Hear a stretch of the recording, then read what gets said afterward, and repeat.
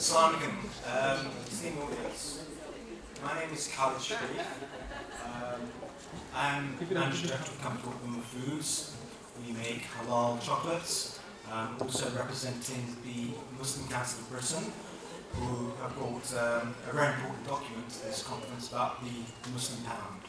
So I've got quite a vested interest in this talk, and it's going to be for me personally, a very exciting talk. The subject matter is promoting the growth of the halal market, halal industry globally. We've got two very exciting speakers. First, let me introduce Dr. Imran Kausar, who is the founder, many of you may have attended, of the Halal Food Festival. And myself, I'm a Halali, which I'm sure he'll explain what that means in a bit.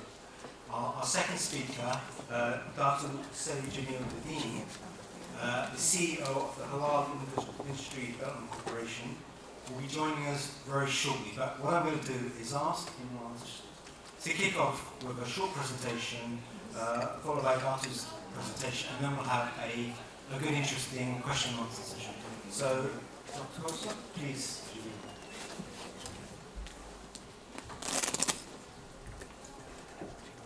Thank you, Khalid. Bismillahirrahmanirrahim.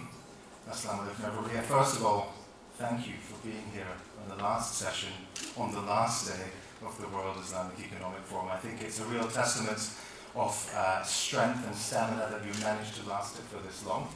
Hopefully for the next half an hour, 40 minutes or thereabouts, I can keep you occupied and entertained and discuss my thoughts and perspectives on the topic that the organisers have asked me to talk about. And I'd like to thank the organisers for inviting me to discuss this topic. As for those of you who have been here for the last few days, you will have seen that, of course, most of the wife has been around topics of Islamic finance. Understandable.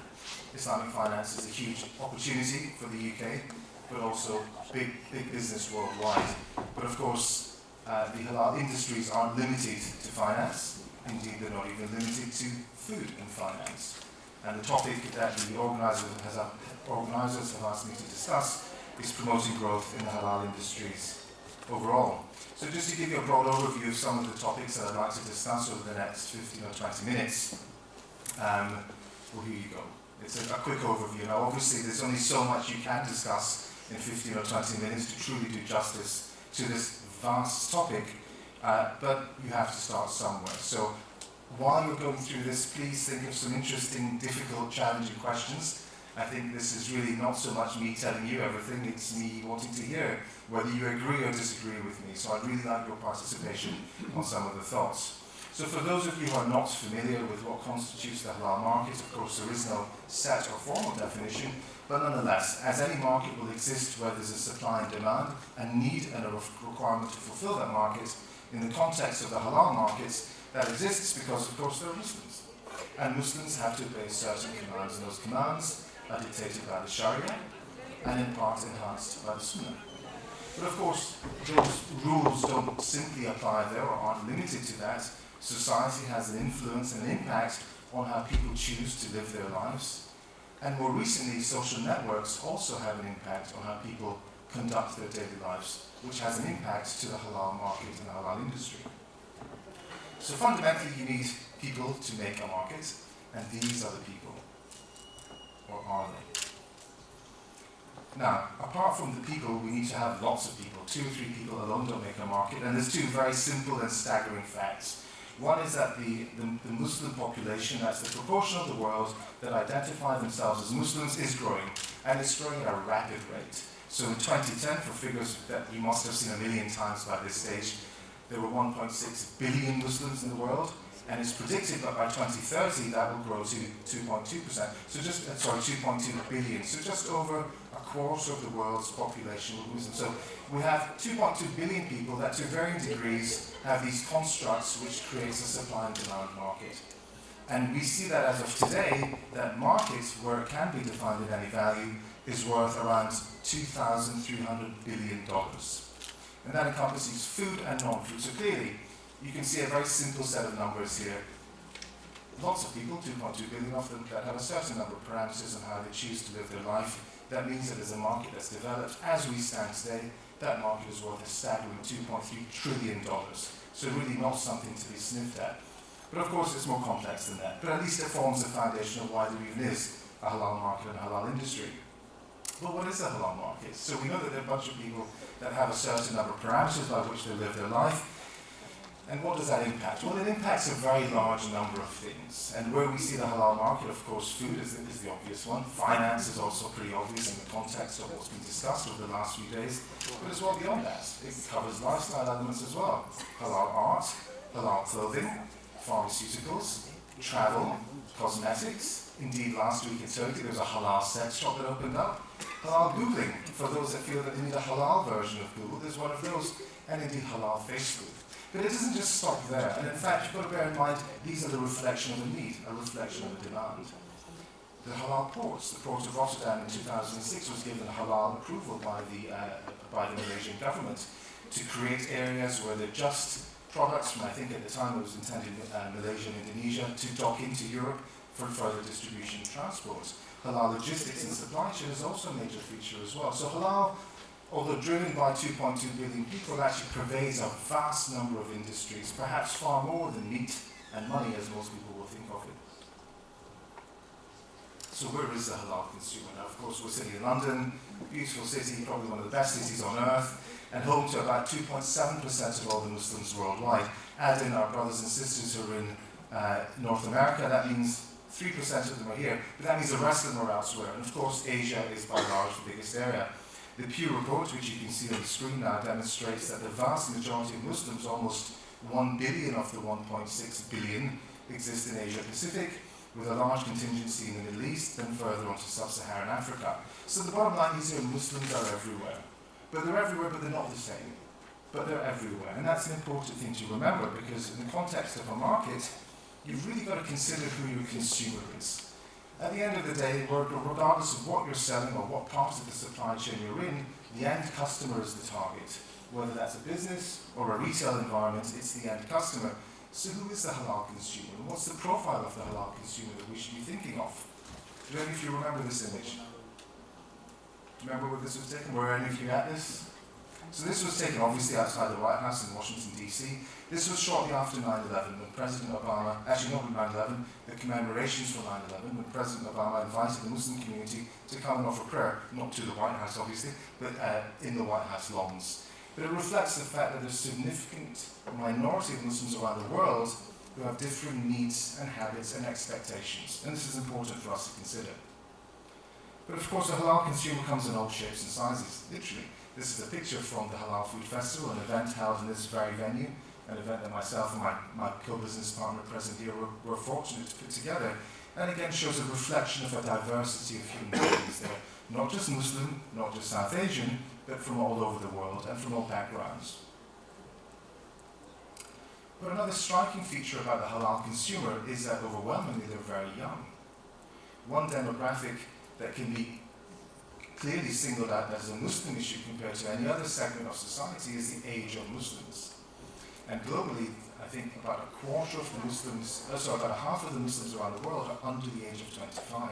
In the UK alone, we see a similar demographic with 48% of Muslims under the age of 25. Now this has enormous societal implications, both in the UK and around the world, because as the population ages, and as an aging population lives for longer, it will be these individuals who will be the economic workhorse. They will be the ones who will be doing the jobs that pay the taxes that fund all of us when we're all old and require that care, which means they will have a direct say in what policies should be and how they want to live their lives. So it's very important for all of us to remember that the age of a population has a significant impact on how society responds and policies that governments have to shape. And a very acute example of this is, of course, the Arab Spring. The Arab Spring was predominantly driven by young people. Not so much the fact that they were socially connected, that was the enabler, but it was the fact that they were young people that demanded a change. And this is an important thing for retailers and consumers to remember and keep in mind. It's a beautiful picture, isn't it? Now, there are other features of the halal consumer that need to be borne in mind. Again, I come back to the title of this topic, promoting growth in the halal industries. It's not just about meat and finance, it's about the entire spectrum of the halal business. And young Muslims of today around the world, whether they're in Indonesia, Malaysia, the Middle East, or the UK, have certain commonalities. And again, as the world has shrunk, it's shrunk and therefore allowed equality to occur. Some of us may recall from younger days, we were all there once, that if you were an immigrant in this country, or indeed any other country, if your parents' country of origin was elsewhere, there would be a social disparity. Actually, if you compare the two sets of groups today, the disparity is considerably less. In fact, the way that youngsters are in one part of the world is very similar to the way they are in other parts of the world, and social media has been in a large part responsible for that, which means that the values that they hold and values that they aspire to can be drawn across the entire spectrum. Again, another very important feature of the consumer market.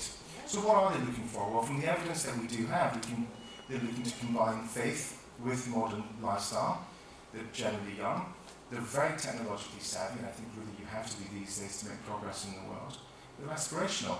Often they've come they've been economic migrants that are looking to improve their way of life and values in life, and that's something that's dear and important to them. But they also tend to be more moderate, despite what the media may portray in certain parts of the world. Again, elements of understanding the halal consumer which will allow us to promote growth.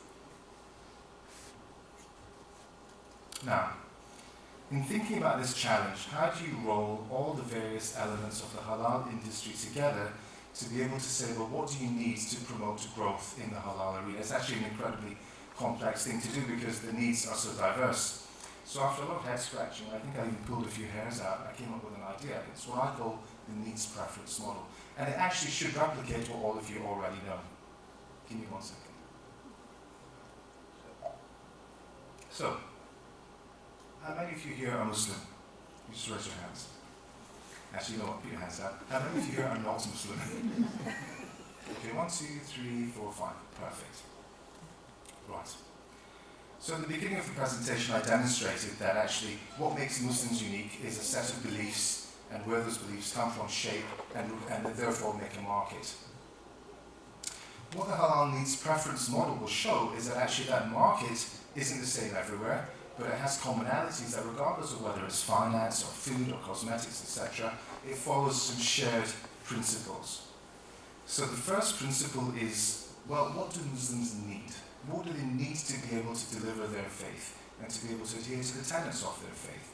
In other words, what does the Quran tell us and the Sharia tell us that we have to do to be Muslim?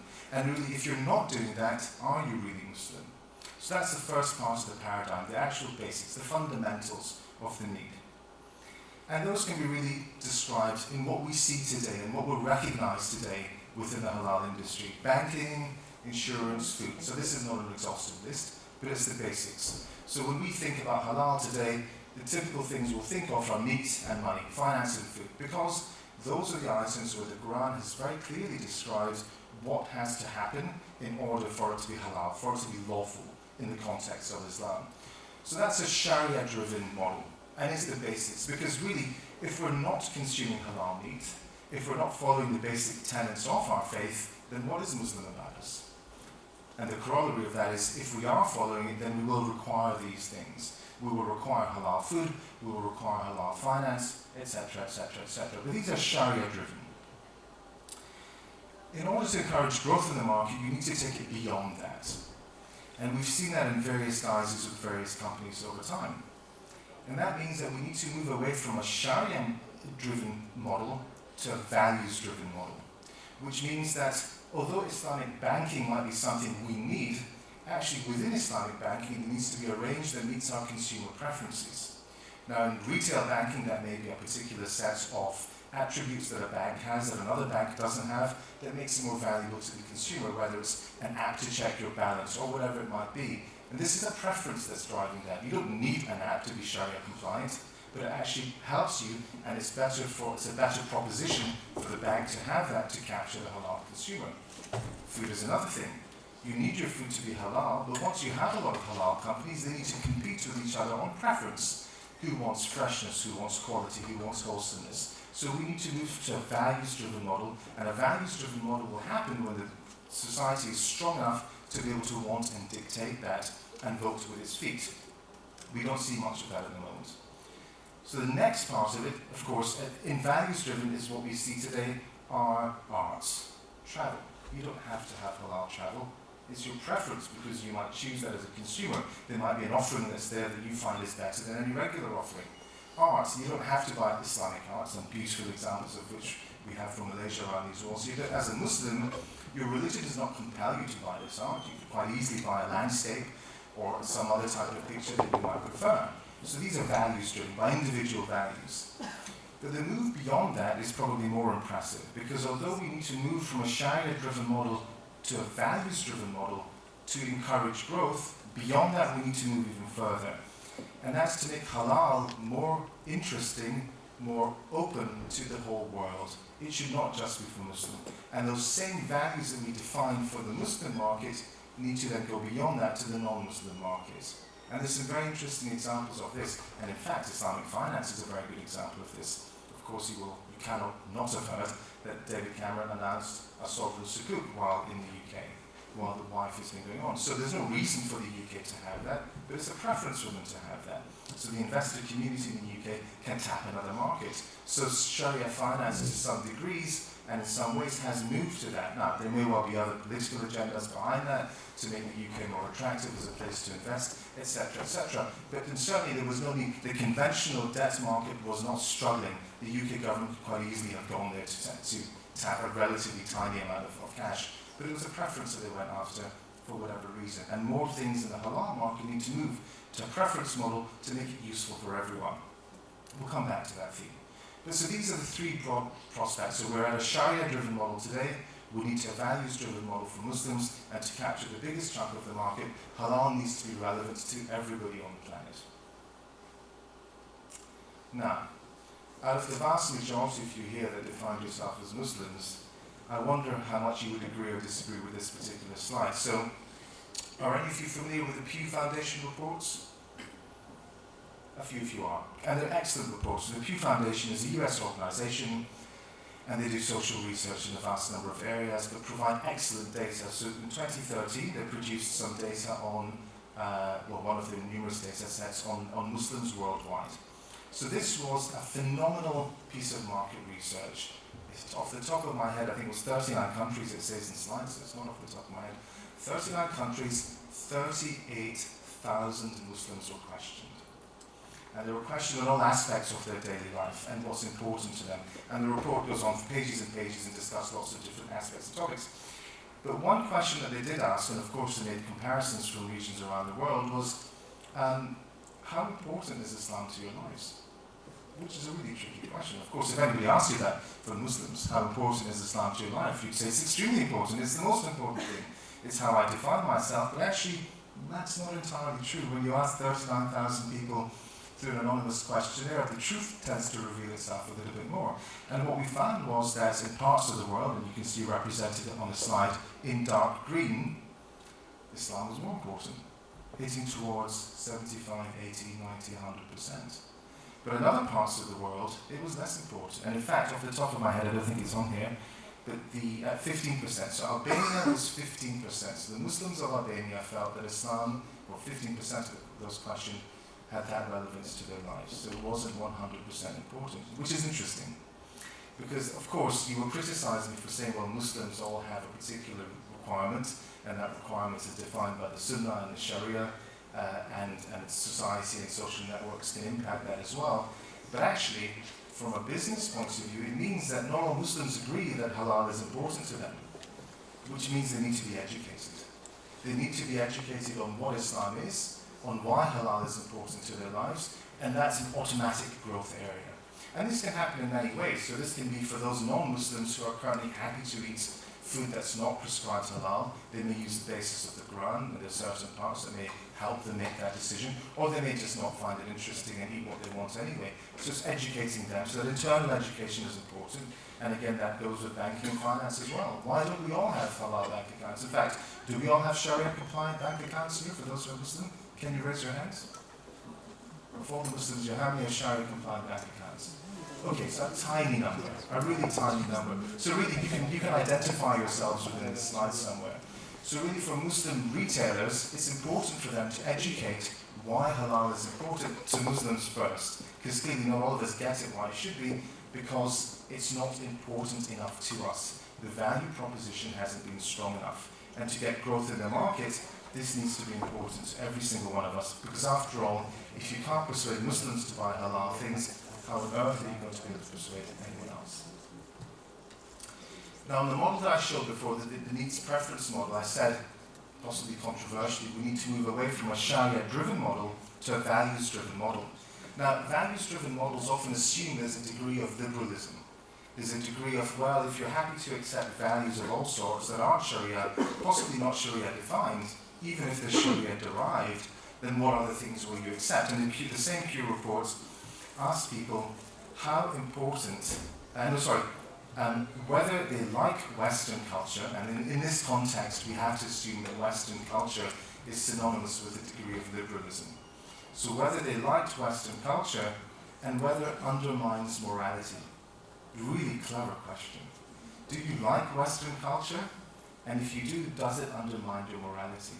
Again, I'll ask this audience, how many of you like Western culture? So most of you are lying, you all like it.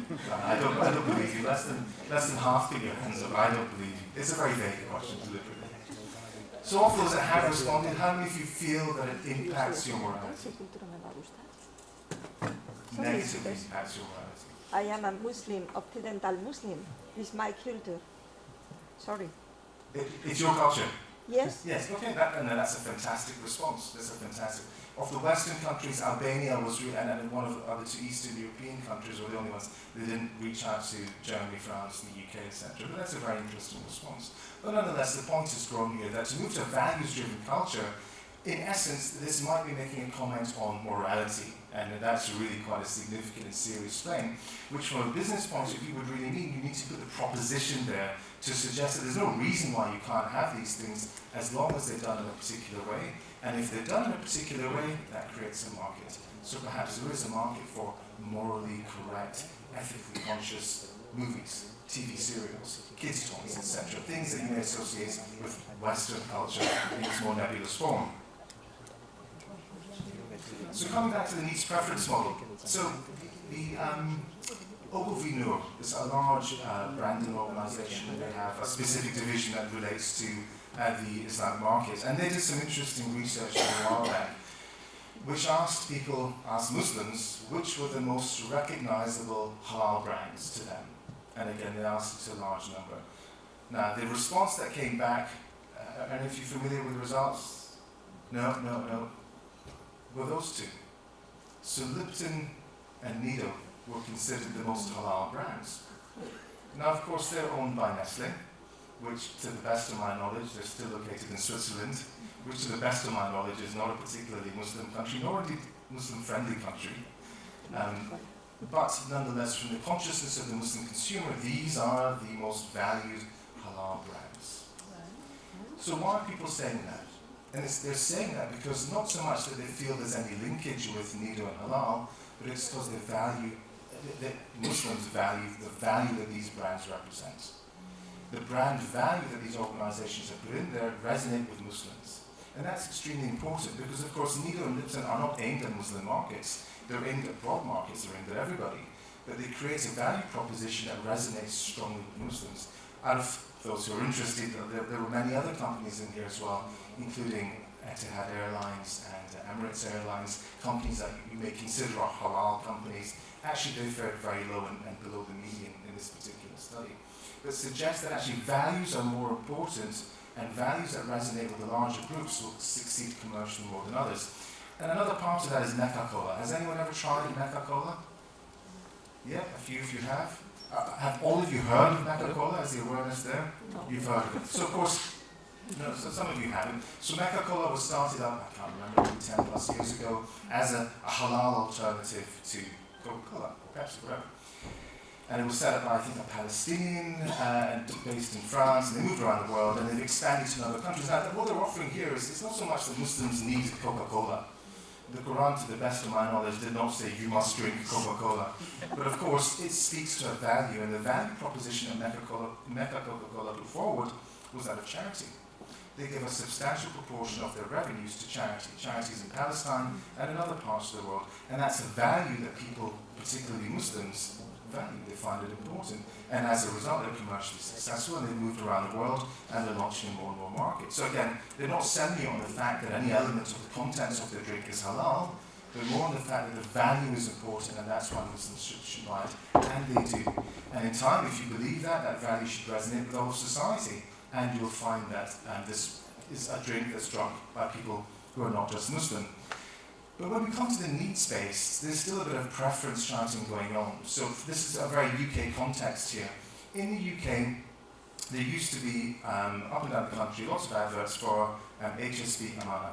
Many of you will be familiar with this. HSB, of course, Hong Kong Shanghai Banking Corporation, one of the biggest banks in the world, and they had this very specific halal arm to appeal to Muslims in various parts of the world. They withdrew from the UK market maybe about a year or so ago. A lot of people will be aware of that.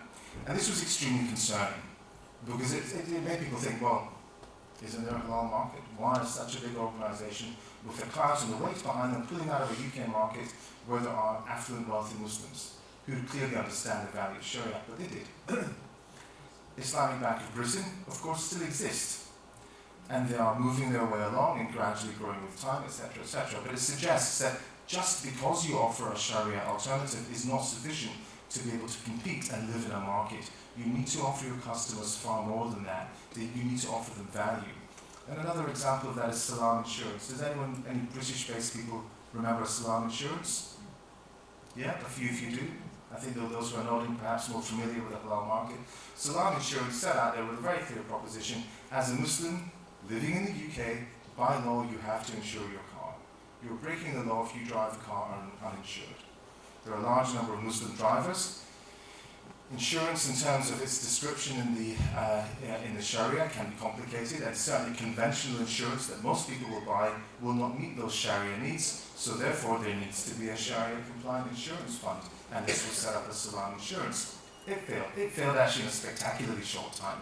There just was not the uptake. The Muslims did not perceive the value of Sharia-compliant insurance. It simply wasn't important enough to them, despite the fact that it was a Sharia-driven concept. So why is that? Why is that? Why is it that all of us here who've defined ourselves as Muslims in the majority, will not automatically go out to buy Salam Insurance, but will buy Mecca Cola? And it's because the value is missing. So the value is extremely important, and I'm talking for too long, so I'll be quick now. Okay, so as was mentioned by Khalid very nicely, I was invited here to speak because recently my business partner Imran and myself ran the world's first Halal food festival, and this offers a fantastic example of meeting a valued need. So the Halal Food Festival, for those of you who are not aware, was a 3-day consumer festival held in this very building, the XL, 1 month ago. It was a 3-day event in which we invited chefs to come along, we invited fabulous restaurants and food-based producers to come and interact and mingle with the halal consumer. It's actually a very common thing, certainly in the UK and other parts of the world, to have a halal food festival. There's no great shakes. The concept isn't groundbreaking, sadly. But what was groundbreaking was that we charged visitors £20 a head to get in. Once they got in, they had to pay for food, etc., if they chose to eat halal food. What that was a demonstration of was the fact that Muslims, certainly in the UK, but also broadly around the world, have achieved a level of prosperity that drives consumer behavior. The intention of the food festival was to get companies and restaurants in to say, Muslims are no longer at the lower end of the value segments. They will pay for quality, they will pay for convenience, they will pay for range, which currently has not been there for them. And this is a manifestation of that. And the intention is that when enough people come and demonstrate there's a market, it will encourage business to invest, to convert their methods, and to offer Muslims more range, more value, so that we can get away from Sharia-driven thinking, is it halal, how is it slaughtered, and actually talk about the values, the same values that the Quran has always told us about. We've always been told to eat food that is not just halal, but tayyib as well. And this was a representation of the fact that Muslim consumers in the UK at least, and we hope to take the event around the world, are willing to pay for that. They've reached a level of maturity where convenience and quality is important to them. And it's very sad to say that even yesterday there was an article in the local news which talked about another halal butcher based in the southwest of England that had been taken to court because he was found to be selling meat that was prepared literally next to a toilet using utensils which were cleaned by underwear. This still exists. These are practices that we thought had gone out decades ago, but still exist in the UK today. So there's a significant need for Muslims to even achieve Sharia compliance and not be misguided by those that seek to distort it. I must make mention of the word haludi. We invented a term, that haludi is the most important word. All of you here are haludis or halal foodies. You love halal food, and you must remember that term. Okay. So I touched on very briefly saying, well, if we generate enough of the values, we can make halal open to everyone. Now, really, is there any truth in that? Is there any reason for me to be able to substantiate that? Well, here's one very interesting statistic. Does anyone know how many Jewish people live in the United States of America? Can anyone shout out? Hazard a guess. 2.5 million. 2.5 million? Any advance in 2.5? 20 million. 20 million? Any advance in 20? 6? More? Okay, it's about 5 million. 5 million, okay. Does anyone have an idea of what the kosher meat market is, the kosher food market is worth in the USA? Difficult to answer, I'll give you. $12.5 billion. 12.5. Now, that either suggests that the Jews in America are eating a lot of food, because that's a huge amount per head. But actually, the truth of it is that 55% of all kosher meat sold in the States is bought by non-Jews. 55%. That's a colossal amount.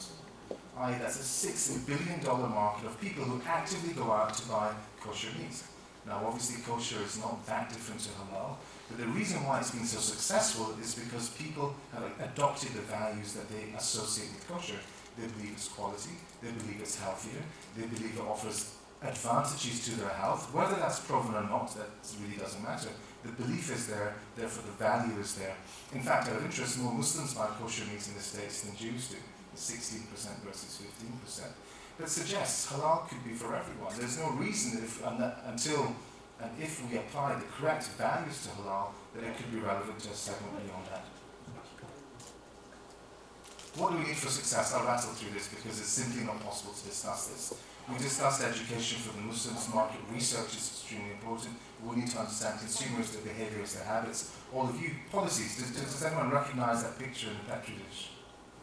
Do you recognize this? So this was the first burger made from cells in a lab. So scientists use genetically modified techniques to create cells of a sufficient volume and quantity to mimic a burger.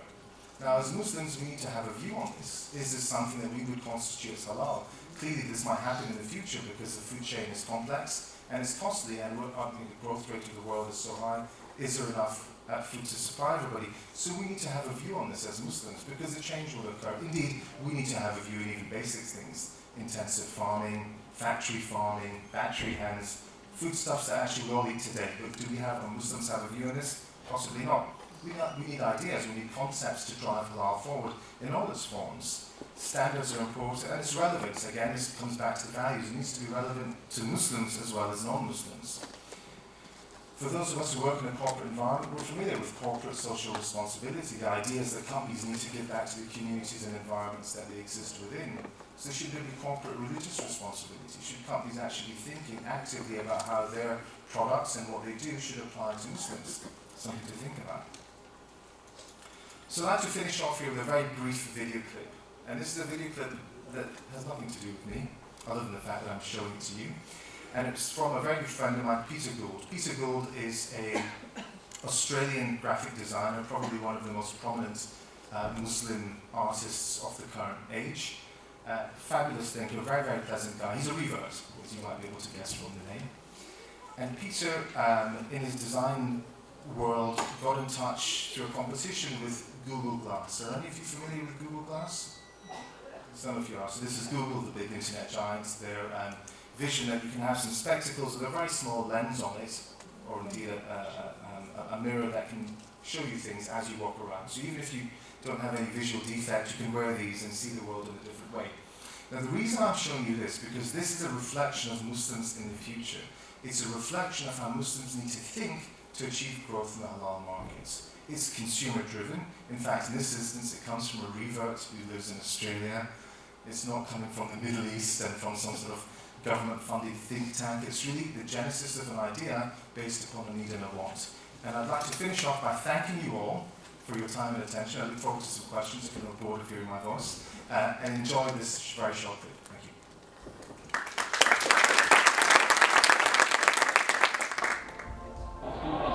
you.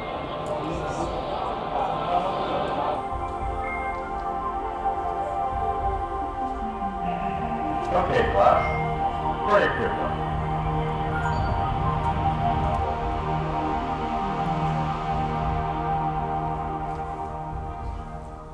think that's a real vision of the future that all of us can aspire to. Values-driven. Appeals to everyone. Thank you very much.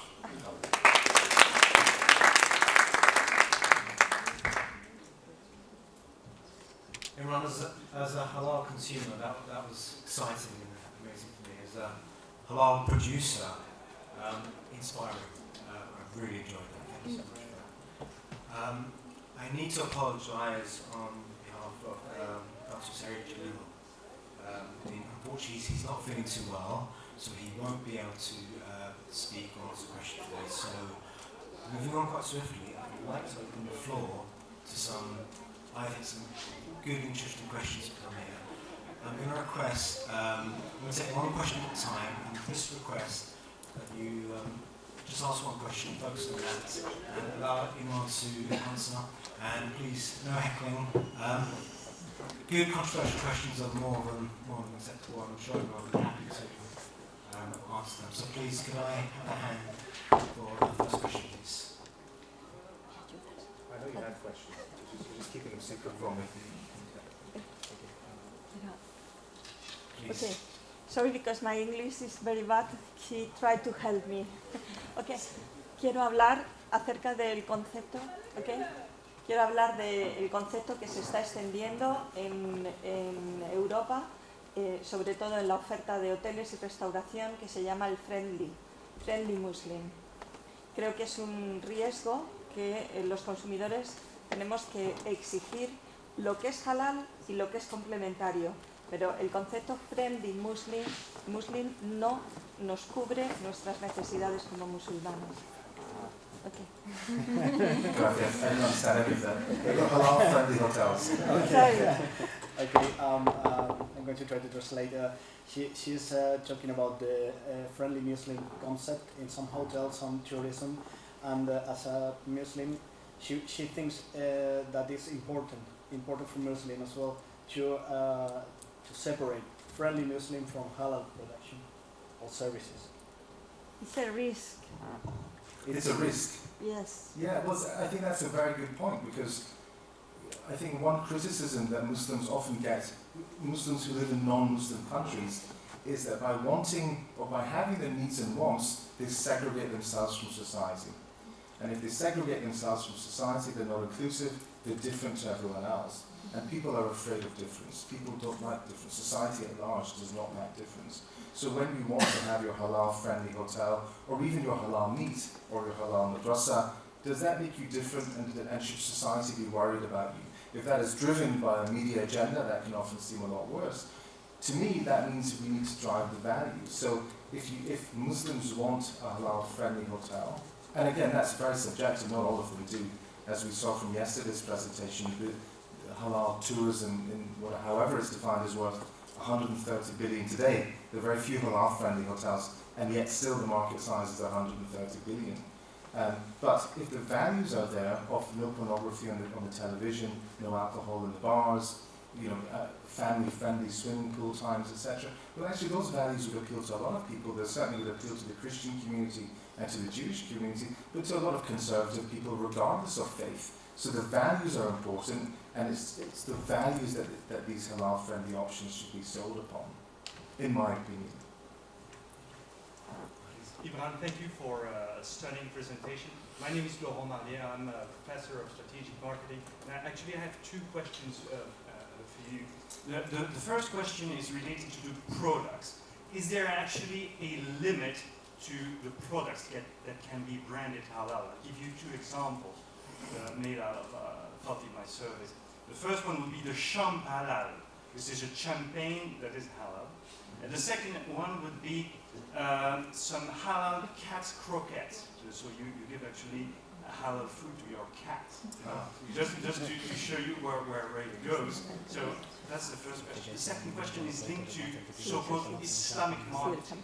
According to my surveys, what I found, and there are very rare biographies on Islamic marketing, is very much written by scholars or religious people to tell Muslims how they should consume, which is, you know, I'm scientific and it hurts my feeling to have a marketing considered in that way. So thank you for. So bonjour, merci. It's excellent questions. So the first question, as I understood it, was, you know, are there limits to what can be defined as halal? And you talked about halal cat food, which I've not heard of, and champagne, which I have heard of. So I think, again, this comes down to individuals and whether there's a market there. Because to a degree, it doesn't matter if there's a limit. If there are enough people to buy the product to make it commercially viable, then there is a market. So if enough people feel that they want to feed their cat food which is halal, then there's a market. That certainly, there's no basis for that, to my knowledge, in the Quran. So in fact, it doesn't even make sense to have that basis. Animals are animals, and they eat what they eat, and there's no prescription in the Quran to allow that. But if enough people want it, then there's a market. People want strange things, and there are markets for odd things out there, and this may be one of those. But I wouldn't say that's a halal market. I think that is firmly preference-driven. It's not Sharia-driven.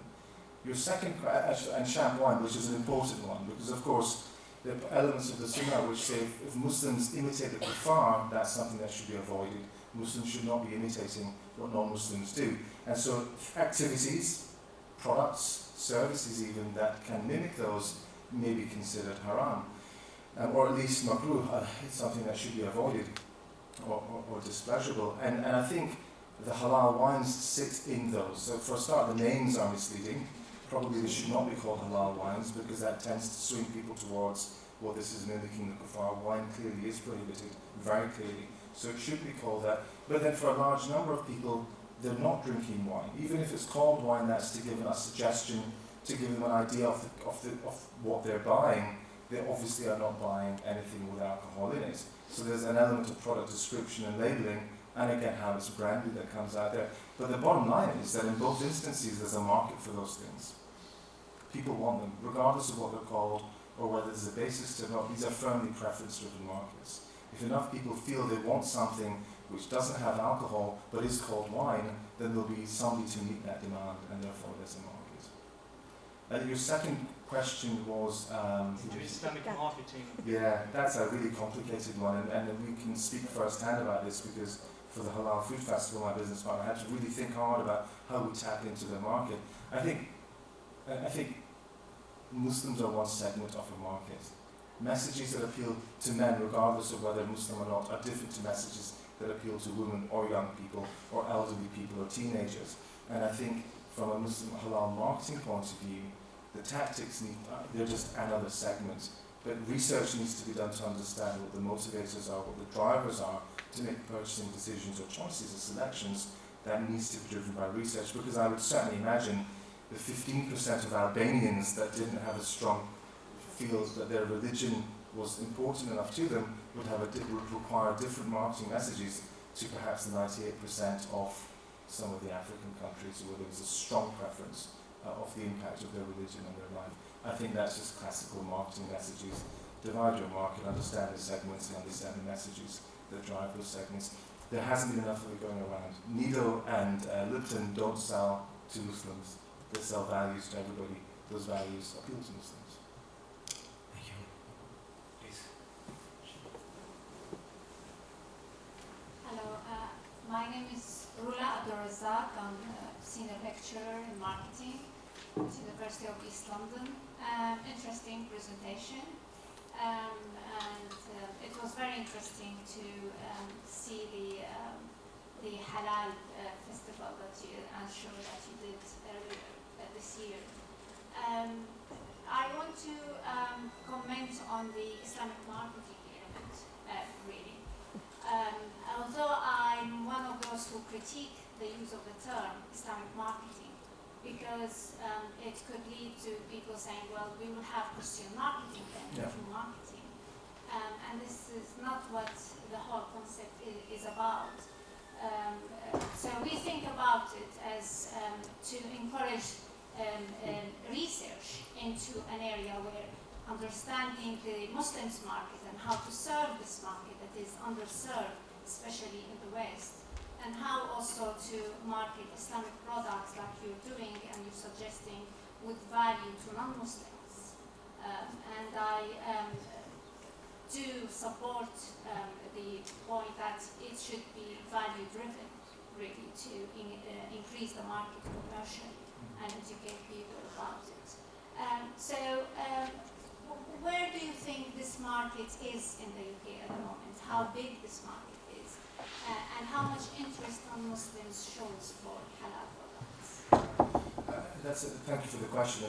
To summarise the size of the market in the UK in particular, I think the most recent data, and again, data is crucial. Data legitimises all of us. If you don't have a national insurance number or date of birth, you don't exist. And similarly, that's at a very basic level. But in the halal industries, when Muslims can't generate data that defines who we are, what size we are, how much we spend, we don't exist in the minds of investors and in the minds of companies who might want to service our market. So research is crucially important at all levels, and something we don't do enough of. To answer your very specific question, the MCB in this very conference released some data on the size of the UK halal market, the contributions that Muslims make to the UK economy, and the proportion of Muslims that are in the higher managerial values. And I think, in my recollection, Khalid, you may correct me, that it was estimated in that the size of the Muslim contribution to the economy was £20 billion, if I'm correct, not dollars. And that's set to increase quite considerably. So there is a perception that immigrant populations, so Muslims, whether they're in France or Germany or Northern Europe, anywhere else, who are not originally from there, came in as economic migrants, to which of course there is truth, but that they are at the lower end of the value segments. They are still extremely price conscious.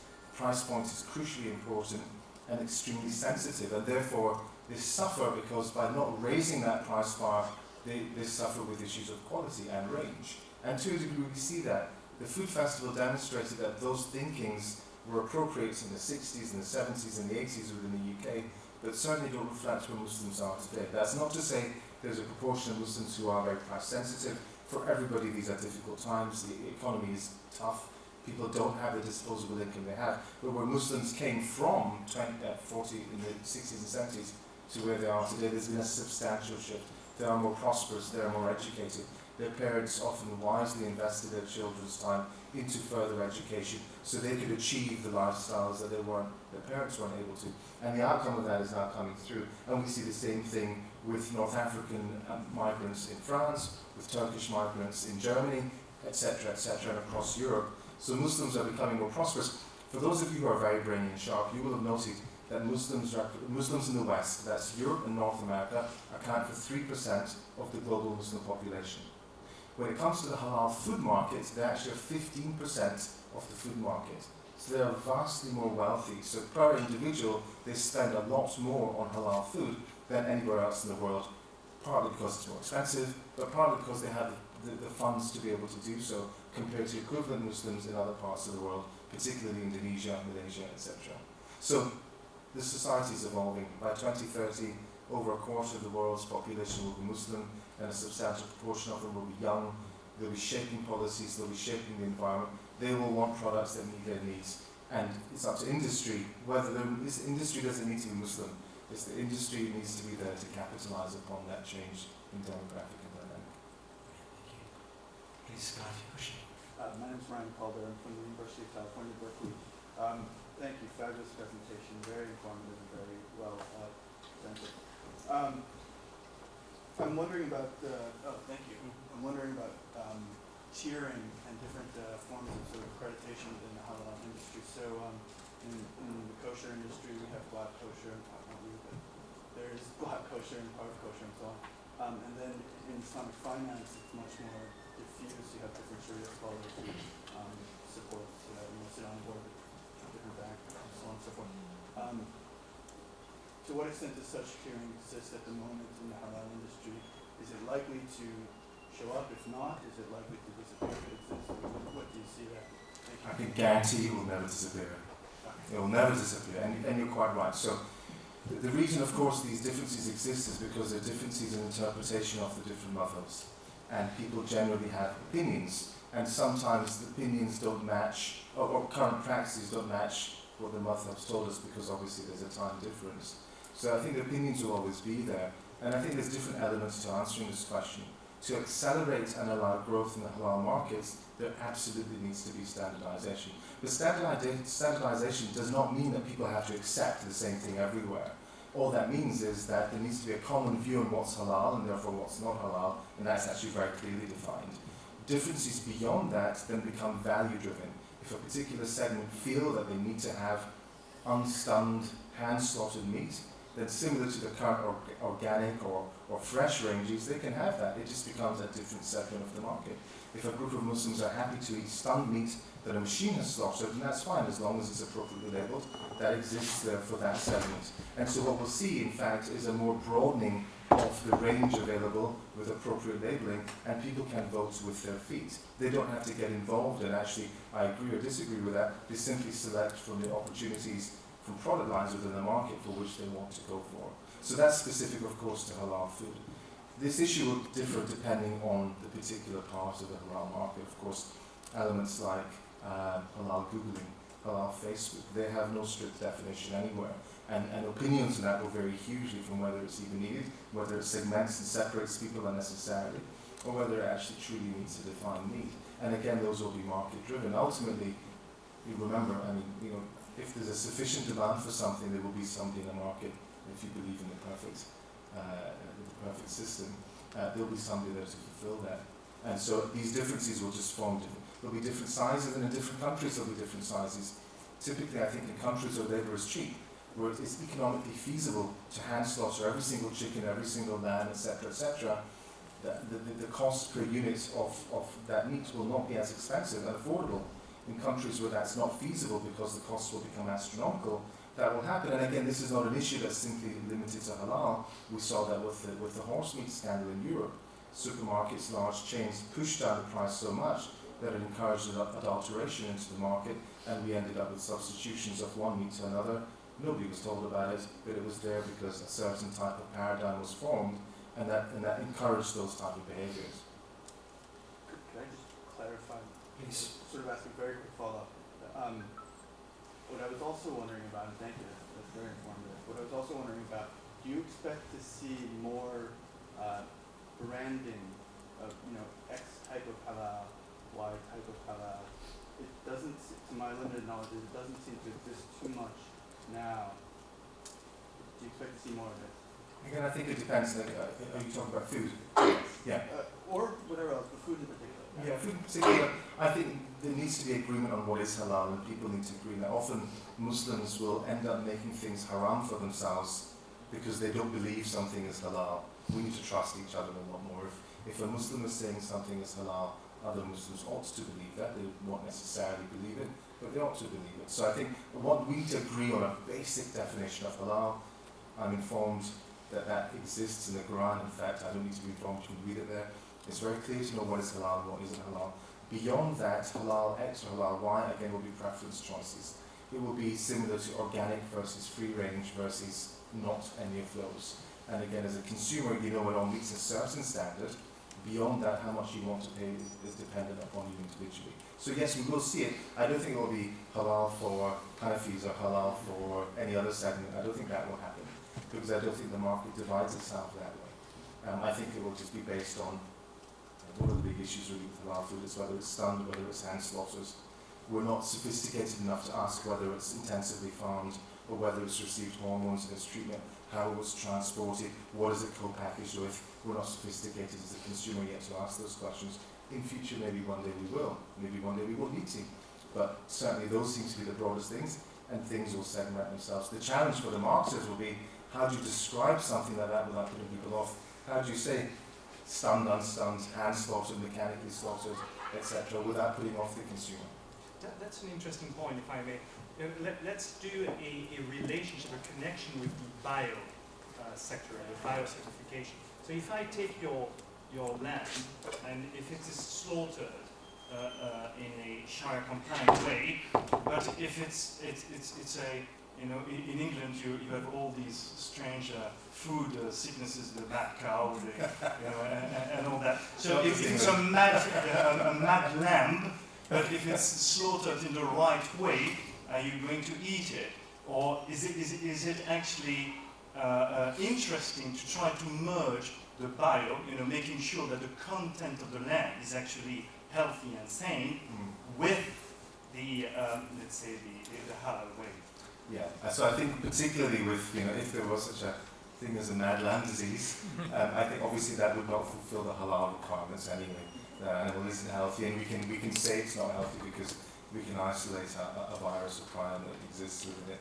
But I think generally, any halal meat, needs to meet certain standards dictated by Europe for those who are within the European community, or those met by any local regulation. That's a fundamental basis. But that's not just in terms of what it needs to be at the time of slaughter, it also needs to be through its entire life cycle, and then what happens afterwards. Halal then is an addition on top of that. If anything, I think an ideal situation would be we start talking about more wholesomeness, because then you would not ever eat an animal that was infected with any disease or treated in a bad way, because it wouldn't meet the parameters of tayyib, which is a very important and forgotten about concept for Muslims, but is a concept that appeals to beyond Muslims.